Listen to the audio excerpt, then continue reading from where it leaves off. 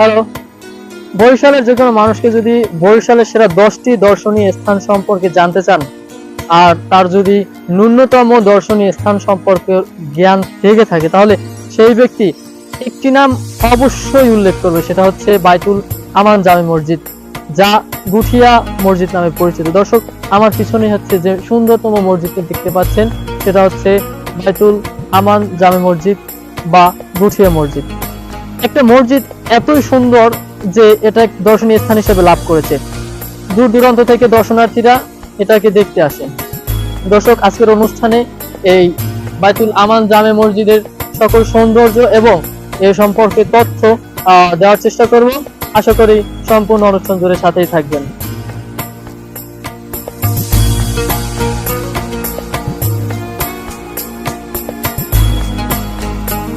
বরিশালের উজিরপুর উপজেলার গুঠিয়ায় 16 ডিসেম্বর 2003 সালে প্রতিষ্ঠিত হয় এই বাইতুল আমান জামে মসজিদ, যা গুঠিয়া মসজিদ কমপ্লেক্স নামে পরিচিত।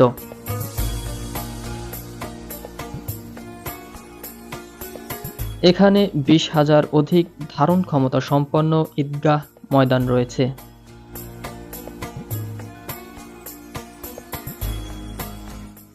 এটি নির্মাণে 20 কোটি টাকা ব্যয় হয়।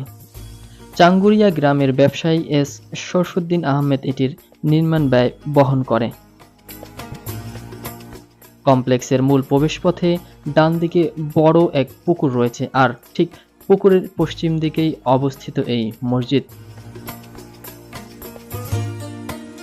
এই মসজিদে গম্বুজসমূহ 20টি এবং একটি মিনার রয়েছে। মিনারের উচ্চতা 58 মিটার বা 190 ফুট। সব থেকে অবাক করার বিষয় হচ্ছে এই সুন্দরতম ওয়ালটি। এই সুন্দরতম ওয়ালটি দেখলেই বোঝা যায় তাদের রুচি এবং পরিকল্পনা কত সুন্দর এবং স্বচ্ছ, কারণ তারা এই সুন্দরতম ওয়ালটির পিছনেই ওয়াশরুম এবং উজু করার ব্যবস্থা রেখেছেন।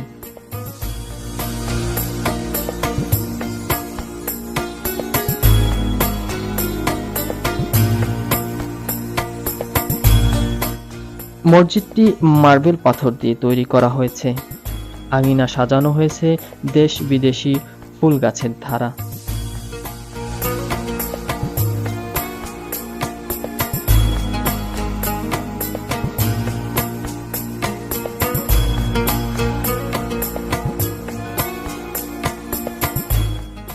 মসজিদটির সৌন্দর্যের জন্য এটি একটি দর্শনীয় জায়গা হিসেবেও পরিণত হয়েছে, যা বিভিন্ন জায়গা থেকে দর্শনার্থীরা দেখতে আসে।